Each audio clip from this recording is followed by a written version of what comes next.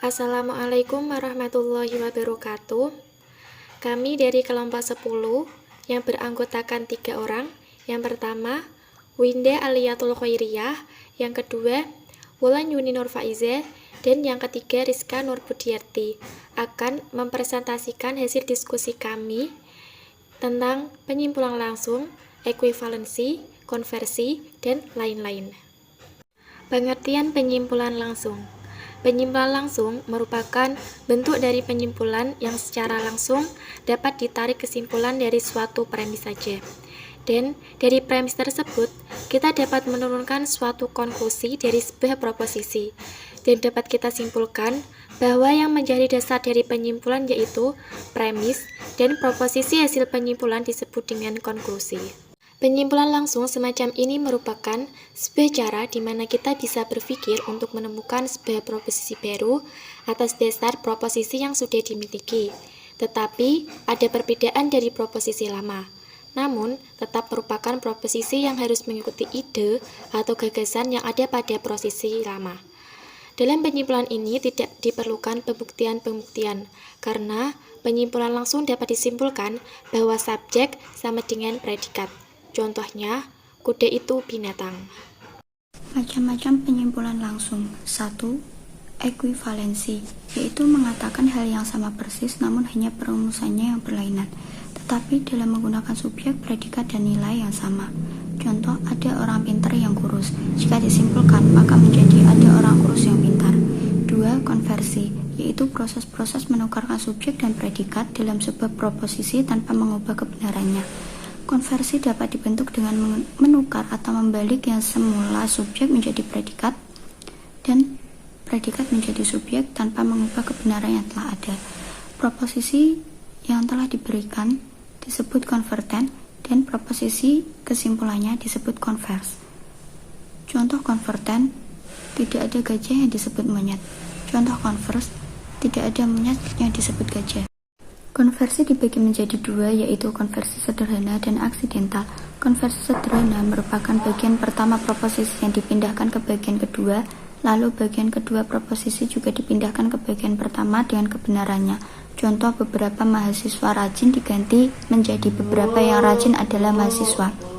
Yang kedua, konversi aksidental merupakan penarikan kesimpulan dari subjek dan predikat yang telah mengalami pertukaran tempat, namun kuantitas salah satu proposisi mengalami perubahan. Contoh, semua jaksa adalah manusia menjadi beberapa manusia adalah jaksa. Ketiga, kontraposisi, yaitu menukar subjek dan predikat dari sebuah proposisi dengan non-subjek dan non-predikat. Proses penyimpulan ini telah menggunakan teknik secara konversi dan obversi dari proposisi yang telah diberikan. Proposisi yang telah diberikan disebut kontraponen dan proposisi kesimpulannya disebut kontrapositif. Kontraposisi dibagi dua, yaitu A. Kontraposisi sederhana yang artinya mempertahankan kuantitas. Contohnya, setiap manusia itu fana diganti dengan setiap bukan fana itu bukan manusia. B. Kontraposisi aksidental, yaitu mengurangi kuantitas premis, di mana pengambilan keputusan kuantitas dan kualitas mengalami perubahan. Contohnya, tiada manusia seorang malaikat diganti dengan beberapa bukan manusia adalah bukan seorang malaikat. 4. Oposisi, yaitu pertentangan yang terdapat di antara dua proposisi yang mempunyai subjek dan predikat yang sama namun berbeda dalam kualitas dan kuantitasnya. Oposisi ada 4 macam. 1. Oposisi subalternasi, yaitu terdapat hubungan dua proposisi dengan subjek predikat yang sama tetapi kuantitasnya berbeda.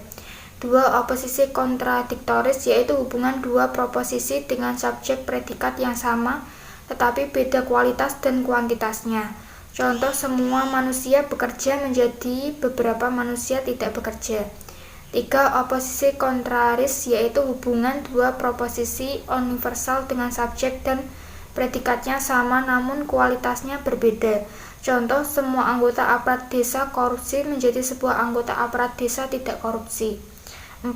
Oposisi subkontraris, yaitu hubungan antara dua proposisi partikular dengan subjek dan predikat yang sama namun kualitasnya berbeda. Contoh sebagian adalah sarjana ekonomi, menjadi sebagian bukan sarjana ekonomi. Oversi yaitu proses penyimpulan langsung di mana proposisi afirmatif dinyatakan secara negatif dan sebaliknya. Proposisi negatif dinyatakan seperti afirmatif. Dalam oversi ada suatu bentuk penyimpulan langsung dari sebuah proposisi tanpa mengubah arti tetapi membawa perubahan pada kualitas dan predikat. Contoh, kebanyakan orang jahat tidak hidup sampai tua. Inversi yaitu sebuah penyimpulan langsung dengan subjek yang bersifat kontradiktoris dari subjek yang telah diberikan.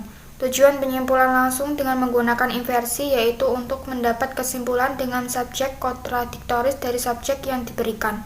Contoh, yang belum bayar tidak boleh masuk. Inversinya menjadi yang sudah bayar boleh masuk. Inversi ada dua macam, yakni satu, inversi penuh, yaitu pengambilan keputusan dengan predikat dan subjek yang bersifat kontradiktoris dari predikat yang telah diberikan tanpa mengubah kualitas dan hanya proposisi universal saja yang dapat diinversikan. Dua, inversi sebagian, yaitu suatu proses penyimpulan langsung dengan subjek yang bersifat kontradiktoris dari subjek yang telah diberikan dengan menggunakan kualitas proposisi yang telah mengalami perubahan. Cukup sekian presentasi dari kelompok kami. Kurang lebihnya mohon maaf yang sebesar-besarnya. Wassalamualaikum warahmatullahi wabarakatuh.